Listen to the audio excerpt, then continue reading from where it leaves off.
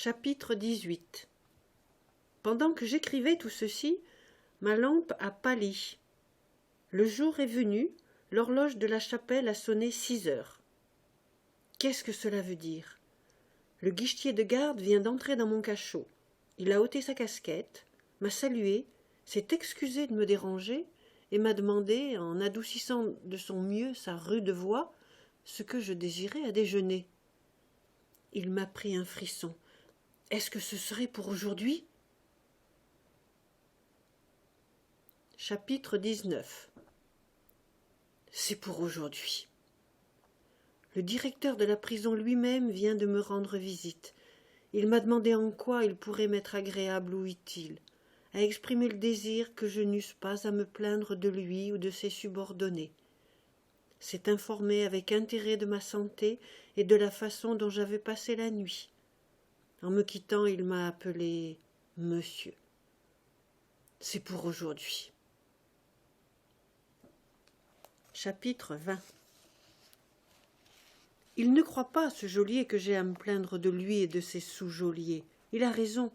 Ce serait mal à moi de me plaindre. Ils ont fait leur métier, ils m'ont bien gardé, et puis ils ont été polis à l'arrivée et au départ. Ne dois-je pas être content?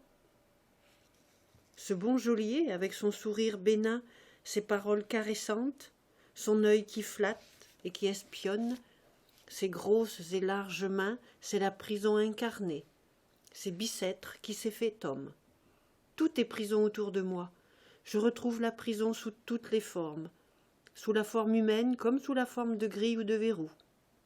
Ce mur, c'est de la prison en pierre.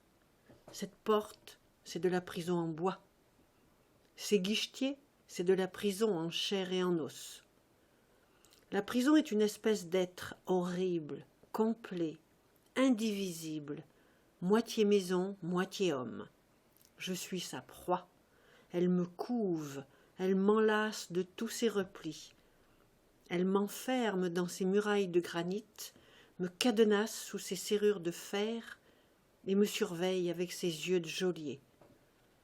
Ah, misérable, que vais-je devenir? Qu'est-ce qu'ils vont faire de moi? Chapitre 21. Je suis calme maintenant, tout est fini, bien fini. Je suis sortie de l'horrible anxiété où m'avait jeté la visite du directeur, car, je l'avoue, j'espérais encore. Maintenant, Dieu merci, je n'espère plus. Voici ce qui vient de se passer. Au moment où 6h30 sonnaient, non, c'était l'avant-quart, la porte de mon cachot s'est rouverte. Un vieillard à tête blanche, vêtu d'une redingote brune, est entré. Il a entrouvert sa redingote. J'ai vu une soutane, un rabat. C'était un prêtre. Ce prêtre n'était pas l'aumônier de la prison. Cela était sinistre. Il s'est assis en face de moi avec un sourire bienveillant, puis a secoué la tête et levé les yeux au ciel, c'est-à-dire à la voûte du cachot. Je l'ai compris. « Mon fils, m'a-t-il dit, êtes-vous préparé ?» Je lui ai répondu d'une voix faible. « Je ne suis pas préparé, mais je suis prêt. » Cependant, ma vue s'est troublée. Une sueur glacée est sortie à la fois de tous mes membres. J'ai senti mes tempes se gonfler et j'avais les oreilles pleines de bourdonnements. Pendant que je vacillais sur ma chaise, comme endormi, le bon vieillard parlait. C'est du moins ce qu'il m'a semblé. Et je crois me souvenir que j'ai vu ses lèvres remuer, ses mains s'agiter, ses yeux reluire. La porte s'est rouverte une seconde fois. Le bruit des verrous nous a arrachés, moi à ma stupeur, lui à son discours. Une espèce de monsieur en habit noir, accompagné du directeur de la prison, s'est présenté et m'a salué profondément. Cet homme avait sur le visage quelque chose de la tristesse officielle des employés des pompes funèbres. Il tenait un rouleau de papier à la main. « Monsieur, m'a-t-il dit avec un sourire de courtoisie, je suis huissier près de la cour royale de Paris. J'ai l'honneur de vous apporter un message de la part de monsieur le procureur général. » La première secousse était passée. Toute ma présence d'esprit m'était revenue. C'est monsieur le procureur général, lui ai-je répondu, qui a demandé si instamment ma tête. Bien de l'honneur pour moi qu'il m'écrive. J'espère que ma mort va lui faire grand plaisir, car il me serait dur de penser qu'il l'a sollicitée avec tant d'ardeur et qu'elle lui était indifférente. J'ai dit tout cela et j'ai repris d'une voix ferme. « Lisez, monsieur. » Il s'est mis à me lire un long texte, en chantant à la fin de chaque ligne et en hésitant au milieu de chaque mot. C'était le rejet de mon pourvoi. « L'arrêt sera exécuté aujourd'hui en place de grève, » a-t-il ajouté quand il a eu terminé, sans lever les yeux de dessus son papier timbré. « Nous partons à 7h30 précises pour la conciergerie. Mon cher monsieur, aurez-vous l'extrême bonté de me suivre ?» Depuis quelques instants, je ne l'écoutais plus. Le directeur causait avec le prêtre. Lui avait l'œil fixé sur son papier. Je regardais la porte qui était restée entr'ouverte. Ah, misérable, 4 fusillés dans le corridor. L'huissier a répété sa question en me regardant cette fois. Quand vous voudrez, lui ai-je répondu, à votre aise. Il m'a salué en disant « J'aurai l'honneur de venir vous chercher dans une demi-heure. » Alors ils m'ont laissé seul. Un moyen de fuir, mon Dieu, un moyen quelconque. Il faut que je m'évade, il le faut, sur le champ, par les portes, par les fenêtres, par la charpente du toit. Quand même je devrais laisser de ma chair après les poutres. Oh, rage, démon, malédiction. Il faudrait des mois pour percer ce mur avec de bons outils, et je n'ai ni un clou, ni une heure. Chapitre 22. De la conciergerie. Me voici transféré, comme dit le procès-verbal. Mais le voyage vaut la peine d'être compté. 7h30 sonnait lorsque l'huissier s'est présenté de nouveau au seuil de mon cachot. « Monsieur, m'a-t-il dit, je vous attends. » Hélas, lui et d'autres. Je me suis levée, j'ai fait un pas. Il m'a semblé que je n'en pourrais faire un second, tant ma tête était lourde et mes jambes faibles. Cependant, je me suis remis. Et j'ai continué d'une allure assez ferme. Avant de sortir du cabanon, j'y ai promené un dernier coup d'œil. Je l'aimais, mon cachot. Puis je l'ai laissé vide et ouvert, ce qui donne à un cachot un air singulier. Au reste, il ne le sera pas longtemps. Ce soir, on y attend quelqu'un, disaient les porte-clés, un condamné que la cour d'assises est en train de faire à l'heure qu'il est. Au détour du corridor, l'aumônier nous a rejoints. Il venait de déjeuner. Au sortir de la geôle, le directeur m'a pris affectueusement la main et a renforcé mon escorte de 4 vétérans. Devant la porte de l'infirmerie, un vieillard moribond m'a crié « Au revoir !» Nous sommes arrivés dans la cour. J'ai respiré. Cela m'a fait du bien. Nous n'avons pas marché longtemps à l'air. Une voiture attelée de chevaux de poste stationnait dans la première cour. C'est la même voiture qui m'avait amené. Une espèce de cabriolet oblongue, divisée en 2 sections par une grille transversale de fil de fer si épaisse qu'on la dirait tricotée. Les 2 sections ont chacune une porte, l'une devant, l'autre derrière la carriole. Le tout si sale, si noir, si poudreux, que le corbillard des pauvres est un carrosse du sacre en comparaison. Avant de m'ensevelir dans cette tombe à 2 roues, j'ai jeté un regard dans la cour, un de ces regards désespérés devant lesquels il semble que les murs devraient crouler.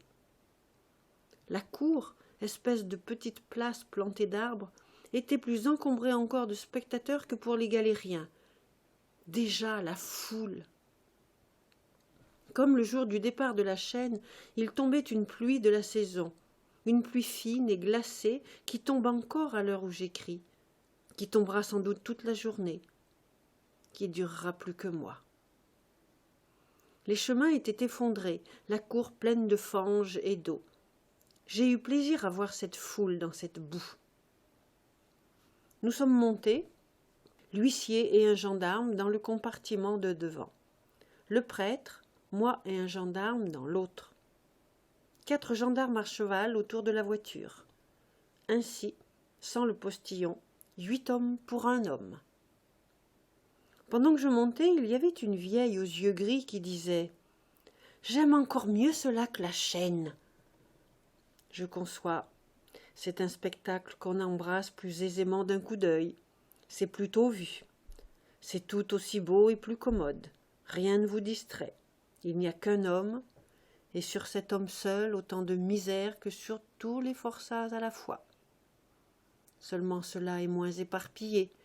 C'est une liqueur concentrée, bien plus savoureuse. La voiture s'est ébranlée. Elle a fait un bruit sourd en passant sous la voûte de la grande porte, puis a débouché dans l'avenue, et les lourds battants de Bicêtre se sont refermés derrière elle. Je me sentais emporté avec stupeur, comme un homme tombé en léthargie qui ne peut ni remuer ni crier, et qui entend qu'on l'enterre. J'écoutais vaguement les paquets de sonnettes pendus au cou des chevaux de poste sonner en cadence, et comme par hoquet, les roues ferrées bruire sur le pavé ou cogner la caisse en changeant d'ornière, le galop sonore des gendarmes autour de la carriole, le fouet claquant du postillon. Tout cela me semblait comme un tourbillon qui m'emportait. À travers le grillage d'un Judas percé en face de moi, mes yeux s'étaient fixés machinalement sur l'inscription gravée en grosses lettres au-dessus de la grande porte de Bicêtre. « Hospice de la vieillesse ». Tiens, me disais-je, il paraît qu'il y a des gens qui vieillissent là. Et, comme on fait entre la veille et le sommeil, je retournais cette idée en tous sens dans mon esprit engourdi de douleur. Tout à coup, la carriole, en passant de l'avenue dans la grande route, a changé le point de vue de la lucarne. Les tours de Notre-Dame sont venues s'y encadrer, bleues et à demi effacées dans la brume de Paris. Sur le champ, le point de vue de mon esprit a changé aussi. J'étais devenu machine, comme la voiture. À l'idée de Bicêtre a succédé l'idée des tours de Notre-Dame. Ceux qui seront sur la tour, où est le drapeau, verront bien, me suis-je dit en souriant stupidement. Je crois que c'est à ce moment-là que le prêtre s'est remis à me parler. Je l'ai laissé dire, patiemment. J'avais déjà dans l'oreille le bruit des roues, le galop des chevaux, le fouet du postillon. C'était un bruit de plus. J'écoutais en silence cette chute de paroles monotones qui assoupissait ma pensée, comme le murmure d'une fontaine, et qui passaient devant moi, toujours diverses, toujours les mêmes, comme les ormeaux tortus de la grande route, lorsque la voix brève et saccadée de l'huissier, placé sur le devant, est venue subitement me secouer. « Eh bien, monsieur l'abbé, disait-il avec un accent presque gai, qu'est-ce que vous savez de nouveau ?» C'est vers le prêtre qu'il se retournait en parlant ainsi. L'aumônier, qui me parlait sans relâche et que la voiture assourdissait, n'a pas répondu. « Eh !» a repris l'huissier en haussant la voix pour avoir le dessus sur le bruit des roues. « Infernale voiture !» Infernale, en effet. Il a continué. Sans doute c'est le chaos, on ne s'entend pas. Qu'est-ce que je voulais donc dire? Faites-moi le plaisir de m'apprendre ce que je voulais dire, monsieur l'abbé. Ah, savez-vous la grande nouvelle de Paris aujourd'hui? J'ai tressailli, comme s'il parlait de moi. Non, a dit le prêtre qui avait enfin entendu. Je n'ai pas eu le temps de lire les journaux ce matin. Je verrai cela ce soir. Quand je suis occupé comme cela toute la journée, je recommande au portier de me garder mes journaux et je les lis en rentrant. Bah, a repris l'huissier, il est impossible que vous ne sachiez pas cela. La nouvelle de Paris, la nouvelle de ce matin. J'ai pris la parole. Je crois la savoir. L'huissier m'a regardé. Vous? Vraiment? En ce cas, qu'en dites-vous? Vous êtes curieux, lui ai-je dit. Pourquoi, monsieur, a répliqué l'huissier. Chacun a son opinion politique. Je vous estime trop pour croire que vous n'avez pas la vôtre. Quant à moi, je suis tout à fait d'avis du rétablissement de la garde nationale.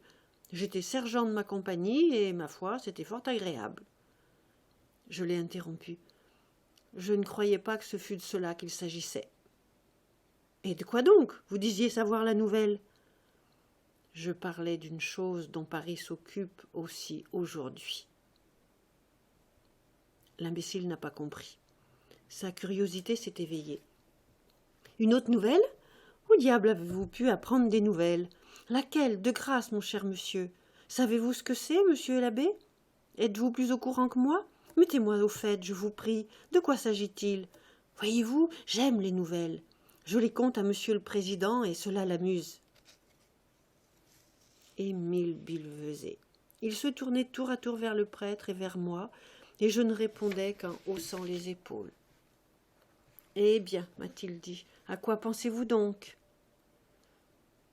Je pense, ai-je répondu, que je ne penserai plus ce soir. »« Ah, c'est cela, a-t-il répliqué. Allons, vous êtes trop triste.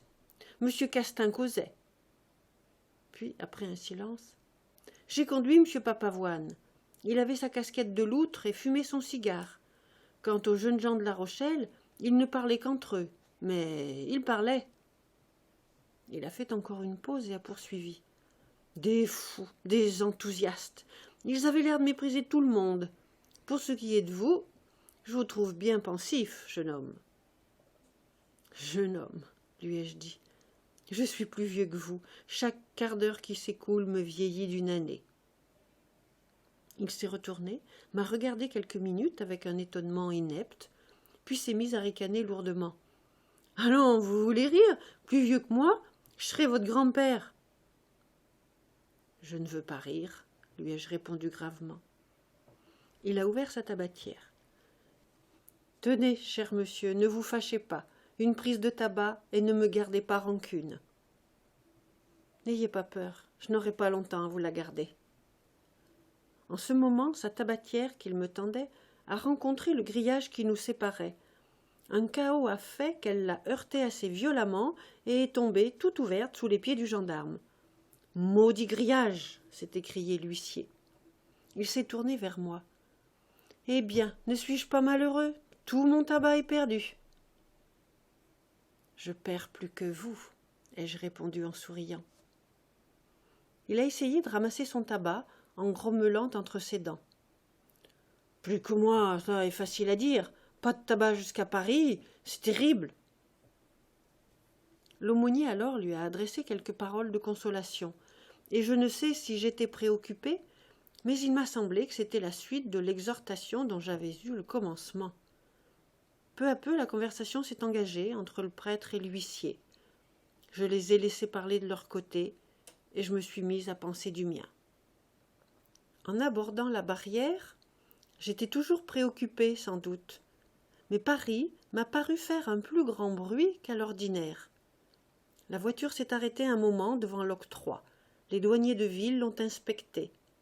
Si c'eût été un mouton ou un bœuf qu'on eût mené à la boucherie, il aurait fallu leur jeter une bourse d'argent. Mais une tête humaine ne paie pas de droit. Nous avons passé.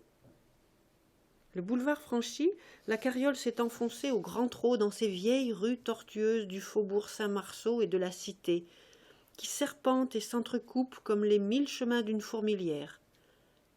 Sur le pavé de ces rues étroites, le roulement de la voiture est devenu si bruyant et si rapide que je n'entendais plus rien du bruit extérieur. Quand je jetai les yeux par la petite lucarne carrée, il me semblait que le flot des passants s'arrêtait pour regarder la voiture, et que des bandes d'enfants couraient sur sa trace. Il m'a semblé aussi voir de temps en temps dans les carrefours, çà et là, un homme ou une vieille en haillons, quelquefois les deux ensemble, tenant en main une liasse de feuilles imprimées que les passants se disputaient, en ouvrant la bouche comme pour un grand cri. 8h30 sonnaient à l'horloge du palais au moment où nous sommes arrivés dans la cour de la conciergerie. La vue de ce grand escalier, de cette noire chapelle, de ces guichets sinistres, m'a glacée. Quand la voiture s'est arrêtée, j'ai cru que les battements de mon cœur allaient s'arrêter aussi. J'ai recueilli mes forces.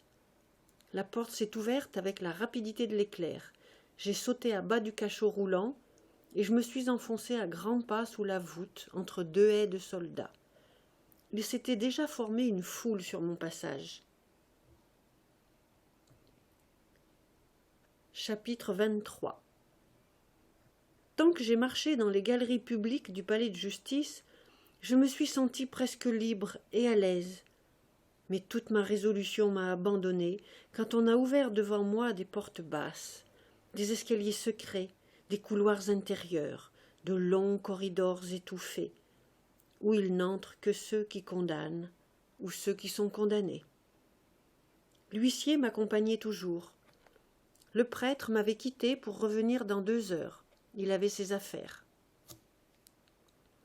On m'a conduit au cabinet du directeur, entre les mains duquel l'huissier m'a remis. C'était un échange. Le directeur l'a prié d'attendre un instant, lui annonçant qu'il allait avoir du gibier à lui remettre, afin qu'il le conduisît sur-le-champ à Bicêtre par le retour de la carriole. Sans doute le condamné d'aujourd'hui, celui qui doit coucher ce soir sur la botte de paille que je n'ai pas eu le temps d'user. « C'est bon, a dit l'huissier au directeur, je vais attendre un moment. Nous ferons les 2 procès-verbaux à la fois, cela s'arrange bien. » En attendant, on m'a déposé dans un petit cabinet attenant à celui du directeur. Là, on m'a laissé seul, bien verrouillé. Je ne sais à quoi je pensais, ni depuis combien de temps j'étais là, quand un brusque et violent éclat de rire à mon oreille m'a réveillé de ma rêverie. J'ai levé les yeux en tressaillant. Je n'étais plus seule dans la cellule. Un homme s'y trouvait avec moi, un homme d'environ 55 ans, de moyenne taille, ridé, voûté, grisonnant, à membres trapus, avec un regard louche dans des yeux gris, un rire amer sur le visage, sale, en guenilles, demi-nu, repoussant à voir. Il paraît que la porte s'était ouverte, l'avait vomi, puis s'était refermée sans que je m'en fusse aperçu. Si la mort pouvait venir ainsi.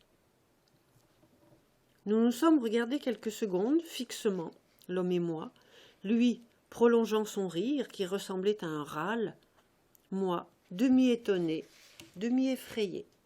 « Qui êtes-vous » lui ai-je dit enfin. « Drôle de demande, a-t-il répondu.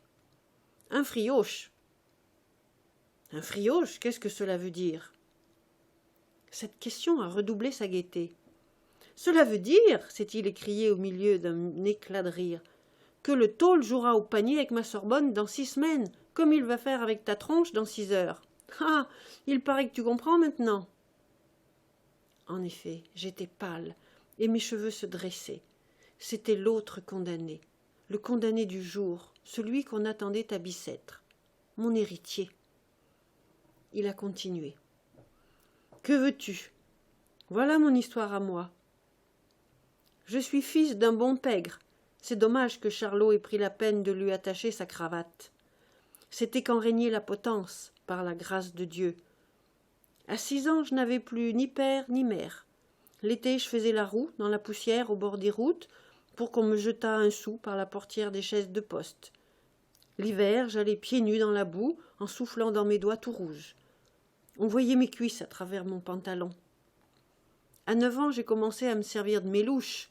De temps en temps, je vidais une fouillouse, je filais une pelure. À 10 ans, j'étais un marlou. Puis j'ai fait des connaissances. À 17, j'étais un grinche. Je forçais une boutanche, je faussais une tournante. On m'a pris. J'avais l'âge, on m'a envoyé ramer dans la petite marine. Le bagne, c'est dur. Coucher sur une planche, boire de l'eau claire, manger du pain noir, traîner un imbécile de boulet qui ne sert à rien, des coups de bâton et des coups de soleil. Avec cela, on est tondu, et moi qui avais de beaux cheveux châtains. N'importe, j'ai fait mon temps. 15 ans, cela s'arrache. J'avais 32 ans. Un beau matin, on me donna une feuille de route et 66 francs que je m'étais amassé dans mes 15 ans de galère, en travaillant 16 heures par jour, 30 jours par mois, 12 mois par année. C'est égal. Je voulais être honnête homme avec mes 66 francs.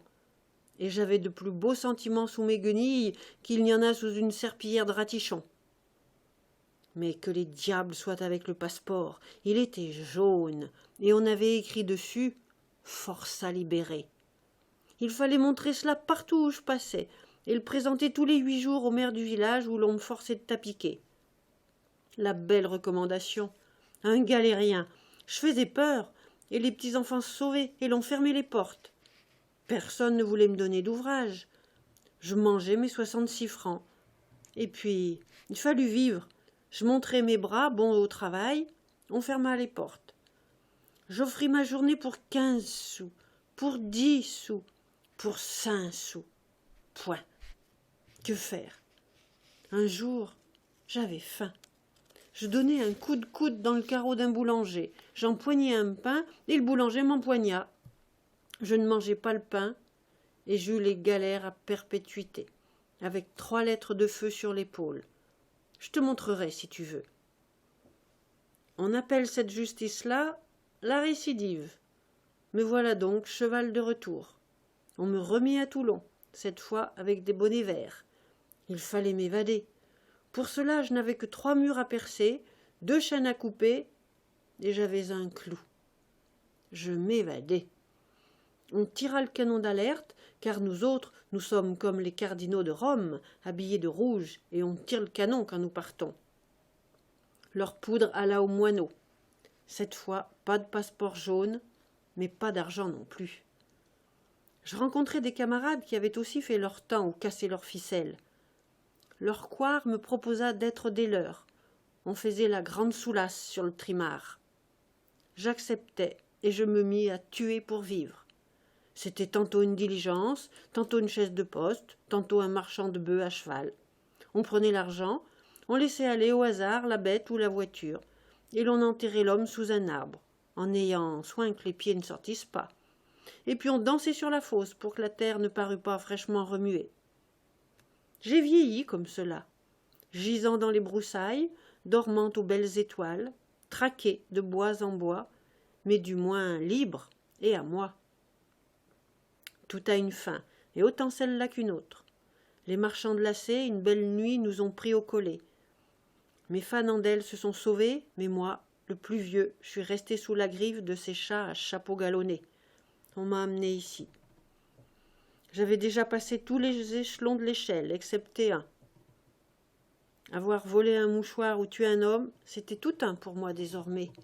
Il y avait encore une récidive à m'appliquer. Je n'avais plus qu'à passer par le faucheur. Mon affaire a été courte. Ma foi, je commençais à vieillir et à n'être plus bon à rien. Mon père a épousé la veuve, moi je me retire à l'abbaye de Montaregret. Voilà, camarade. J'étais resté stupide en l'écoutant. Il s'est remis à rire plus haut encore qu'en commençant, et a voulu me prendre la main. J'ai reculé avec horreur. « L'ami, m'a-t-il dit, tu n'as pas l'air brave. Ne va pas faire le cinvre devant la carline. Vois-tu, il y a un mauvais moment à passer sur la placarde, mais cela est sitôt fait. Je voudrais être là pour te montrer la culbute. Mille dieux, j'ai envie de ne pas me pourvoir si l'on veut me faucher aujourd'hui avec toi. Le même prêtre nous servira à tous deux. Ça m'est égal d'avoir tes restes. Tu vois que je suis un bon garçon, hein? Dis, veux-tu? D'amitié. » Il a encore fait un pas pour s'approcher de moi. « Monsieur, lui ai-je répondu en le repoussant, je vous remercie. » Nouveaux éclats de rire à ma réponse. « Ah ah, monsieur, vous savez être un marquis, c'est un marquis !» Je l'ai interrompu. « Mon ami, j'ai besoin de me recueillir, laissez-moi. » La gravité de ma parole l'a rendu pensif tout à coup. Il a remué sa tête grise et presque chauve, puis, creusant avec ses ongles sa poitrine velue qui s'offrait nue sous sa chemise ouverte, « Je comprends, a-t-il murmuré entre ses dents. « Au fait, le sanglier. » Puis, après quelques minutes de silence, « Tenez, m'a-t-il dit, presque timidement, vous êtes un marquis, c'est fort bien. Mais vous avez là une belle redingote qui ne vous servira plus à grand-chose. Le tôle la prendra. Donnez-la-moi. Je la vendrai pour avoir du tabac. » J'ai ôté ma redingote et je la lui ai donnée. Il s'est mis à battre des mains avec une joie d'enfant. Puis, voyant que j'étais en chemise et que je grelottais, « Vous avez froid, monsieur. Mettez ceci. Il pleut et vous seriez mouillé. Et puis, il faut être décemment sur la charrette. » En parlant ainsi, il ôtait sa grosse veste de laine grise et la passait dans mes bras. Je le laissais faire. Alors j'ai été m'appuyer contre le mur, et je ne saurais dire quel effet me faisait cet homme. Il s'était mis à examiner la redingote que je lui avais donnée et poussait à chaque instant des cris de joie. « Les poches sont toutes neuves, le collet n'est pas usé, j'en aurai au moins 15 francs. Quel bonheur, du tabac pour mes 6 semaines. » La porte s'est rouverte. On venait nous chercher tous deux. Moi, pour me conduire à la chambre où les condamnés attendent l'heure. Lui, pour le mener à Bicêtre. Il s'est placé en riant au milieu du piquet qui devait l'emmener, et il disait aux gendarmes: « Ah, ça, ne vous trompez pas, nous avons changé de pelure, monsieur et moi. Mais ne me prenez pas à sa place, diable, cela ne m'arrangerait pas, maintenant que j'ai de quoi avoir du tabac. » Chapitre 24. Ce vieux scélérat, il m'a pris ma redingote, car je ne la lui ai pas donnée, et puis il m'a laissé cette guenille, sa veste infâme. De qui vais-je avoir l'air? Je ne lui ai pas laissé prendre ma redingote par insouciance ou par charité, non, mais parce qu'il était plus fort que moi. Si j'avais refusé, il m'aurait battu avec ses gros poings. Ah bien oui, charité. J'étais plein de mauvais sentiments. J'aurais voulu pouvoir l'étrangler de mes mains, le vieux voleur, pouvoir le piler sous mes pieds. Je me sens le cœur plein de rage et d'amertume. Je crois que la poche au fiel a crevé. La mort rend méchant.